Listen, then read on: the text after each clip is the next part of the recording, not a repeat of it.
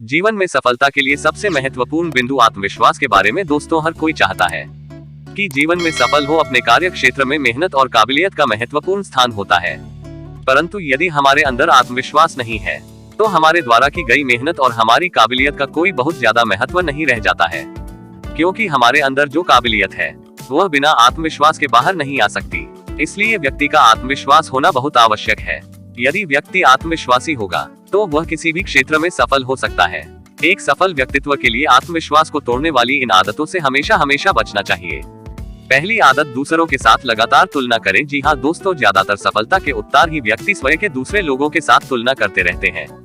कई बार उन जैसे मेहनती परफॉर्मेंस न दिखाने पर वह निराश हो जाते हैं, जिससे उस व्यक्ति के आत्मविश्वास पर गहरा आघात लगता है।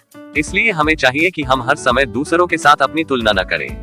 ईश्वर ने प्रत्येक व्यक्ति को एक अलग ही व्यक्तित्व में डाला है, क्योंकि कह सकते हैं कि प्रत्येक व्यक्ति अपने आप में अलग होता है। यदि एक कार्य कोई दूसरा व्यक्ति कर सकता है तो यह जरूरी नहीं है कि पहला व्यक्ति भी वही कार्य उसी तरह कर सके। लगातार दूसरों के साथ तुलना करने से आत्मविश्वास कम हो सकता है, इसलिए व्यक्ति को लगातार दूसरों के साथ तुलना करने से बचना चाहिए। दूसरी आदत, असफलता को दिल पर लेना।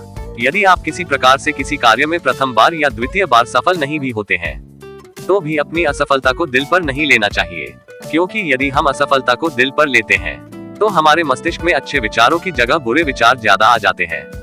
इसलिए बुरे विचारों से बचने के लिए व्यक्ति को कभी भी असफल होने पर उसे दिल पर नहीं लेना चाहिए। इसलिए हमें शुरुआती असफलता को ज्यादा दिल पर नहीं लेना चाहिए। तीसरी आदत, खुद को अच्छे विचारों व अच्छी विचारधारा वाले लोगों से दूर नहीं रहना चाहिए।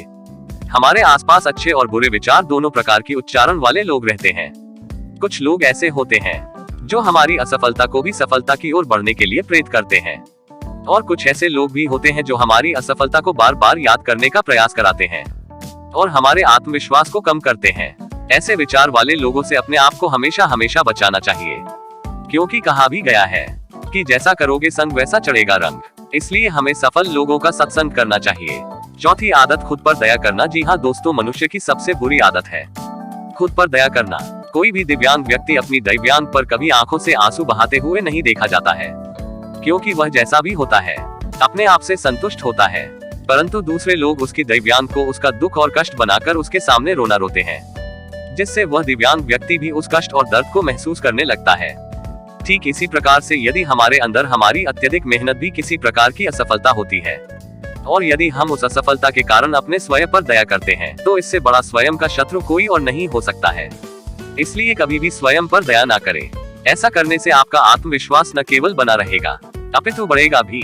पांचवी आदत, लगातार ज्यादा सोचना। यदि हम लगातार अधिक से अधिक सोचते रहते हैं तो ये भी हमारे साथ आत्मविश्वास में कमी ला सकता है, क्योंकि हमारे मन में दो प्रकार के घोड़े होते हैं, एक घोड़ा अच्छा सोचने वाला और दूसरा घोड़ा बुरा सोचने वाला। यदि हम लगातार सोचते रहते हैं तो कहीं ना कहीं हमारे मन में बुरे विचार सोचने वाले घोड़े की शक्ति बढ़ती है।